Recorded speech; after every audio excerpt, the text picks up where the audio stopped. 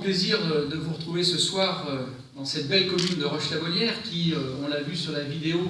recèle de magnifiques trésors, comme d'ailleurs toutes les autres communes de l'agglomération. C'est ce qui fait la force de Saint-Étienne Métropole pour ses vœux pour l'année 2016. Je remercie évidemment son maire, Éric Bernivet, qui a fait une suggestion, monsieur le secrétaire général de préfecture, à laquelle on n'avait pas forcément pensé, de fusion de Saint-Étienne et de Roche-la-Molière. Écoutez, vous en ferez ce que vous voudrez, pourquoi pas, hein, après tout. Je voudrais saluer également son équipe municipale pour son accueil chaleureux et enthousiaste. Alors l'an dernier, à la même époque, je vous présentais pour la première fois depuis sa création en 1995 les vœux de Saint-Étienne Métropole. Si j'y tenais, c'est que le projet ambitieux que nous portons doit être partagé, il doit être compris, amplifié par les initiatives des acteurs du territoire que vous êtes, parce que je suis convaincu que les enjeux, les défis qui nous attendent, nous ne pourrons les relever que si nous allons ensemble dans la même direction. Et cette soirée de vœux, c'est l'occasion pour nous, ensemble, de faire le point sur le chemin parcouru, mais également sur les projets que nous ambitionnons de développer pendant notre mandat, et où vous avez, chacun, chacune, là où vous êtes, là où vous œuvrez, un rôle à jouer. C'était une première dans l'histoire de l'agglomération, et ce soir, c'est encore une première, puisque je m'exprime désormais au nom de la communauté urbaine de Saint-Étienne Métropole, qui est la première communauté urbaine de France, en termes de population,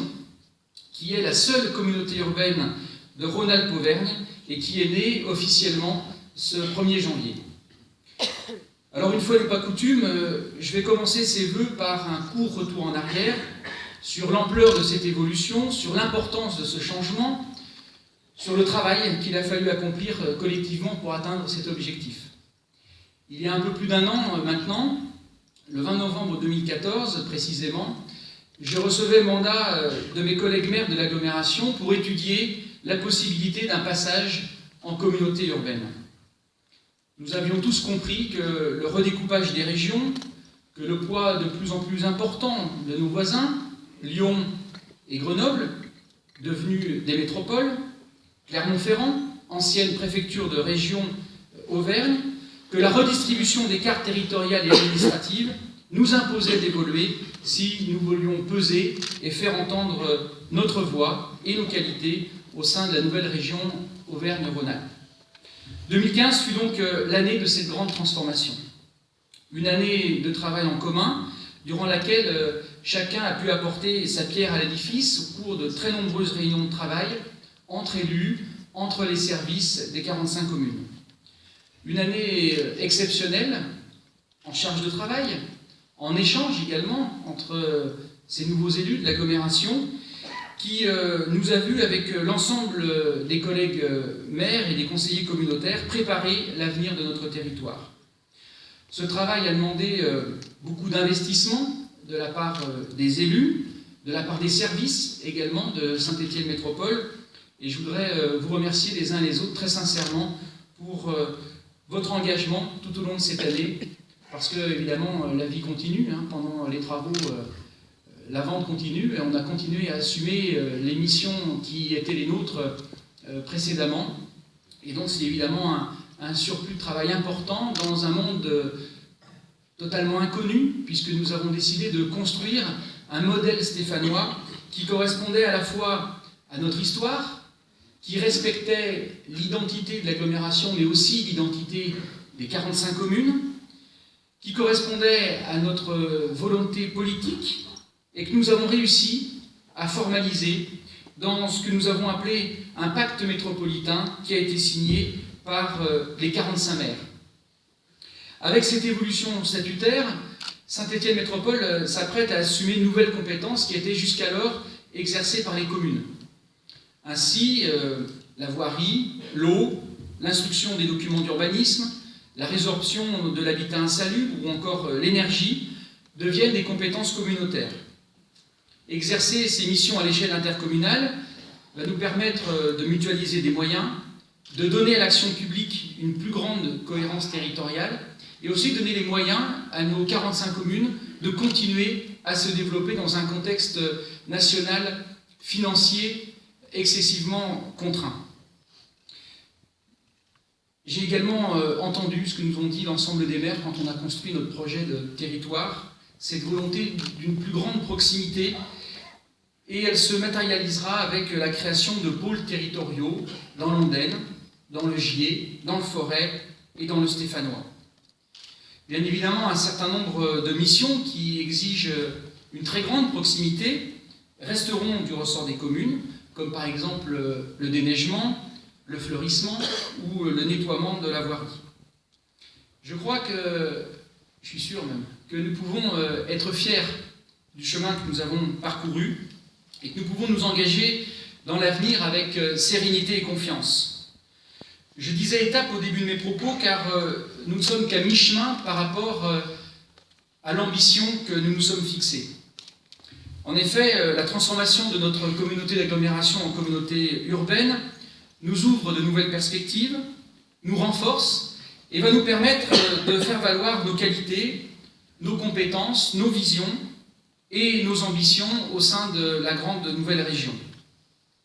Mais ce n'est qu'une étape, parce que si nous voulons véritablement peser demain face aux agglomérations lyonnaises, grenobloises ou clermontoises, si nous voulons véritablement participer en tant qu'acteurs aux grands débats nationaux impactant le futur de nos territoires, développer notre activité économique et l'attractivité de l'agglomération stéphanoise à l'échelle nationale et internationale, il nous faudra évoluer vers le statut de métropole. En prenant la décision de fusionner les 22 régions en 13 régions, l'État a montré sa volonté de sa politique de décentralisation en s'appuyant sur de grandes entités régionales. Elle a ensuite créé les métropoles, 13 à ce jour, au sein de ces grandes régions, de façon à ce que ces politiques décentralisées de l'État puissent se développer et s'appuyer sur les régions dans un premier temps, sur les métropoles dans un deuxième temps, qui elles-mêmes rayonneront dans les bassins de vie sur lesquels elles travaillent. Eh bien, dans quelques mois, nous remplirons toutes les conditions pour prétendre à ce statut de métropole, puisque nous devrions dépasser le seuil requis des 400 000 habitants, au regard de la proposition de schéma départemental de coopération intercommunale qui a été présentée par le préfet de la Loire le 9 octobre dernier. Nous devons continuer à avancer avec comme prochain objectif le passage au statut de métropole au 1er janvier 2017. En devenant métropole, nous pourrons accélérer, amplifier la dynamique que nous avons initiée avec le passage en communauté urbaine, au bénéfice de nos habitants, de notre économie, de nos entreprises et de l'emploi.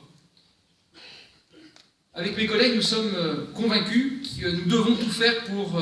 obtenir ce nouveau statut. Je l'ai dit à mes collègues maires et dans les différents conseils municipaux de l'agglomération où je me suis rendu pour échanger avec les 1040 conseillers municipaux de l'agglomération, ne prenons pas le risque de voir nous échapper des financements de l'Europe, chère Françoise, des financements de l'État, sous prétexte que les crédits seront accordés dorénavant en priorité aux grands pôles de centralité que sont aujourd'hui les métropoles pour irriguer leur bassin de vie. Il ne s'agit pas d'avoir un statut pour avoir un statut, mais en devenant métropole, nous deviendrons plus forts, nous deviendrons plus visibles, et nous serons davantage également en capacité d'aider les 45 communes dans leurs projets respectifs de développement.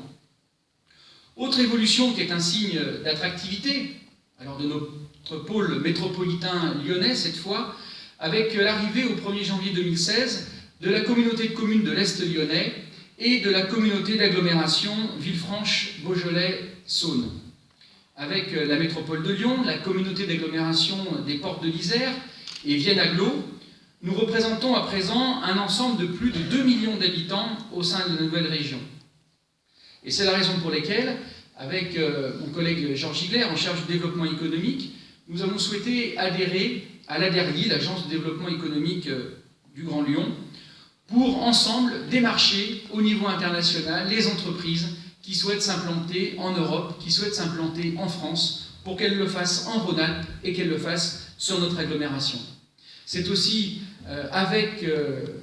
la métropole lyonnaise que nous avons participé à des salons d'immobilier d'entreprise sous une bannière commune, Lyon-Saint-Étienne, avec nos maquettes de projets pour démarcher les investisseurs, les promoteurs et démontrer que notre territoire est attractif et que ces projets peuvent y voir le jour de manière très favorable. Alors vous le voyez, les challenges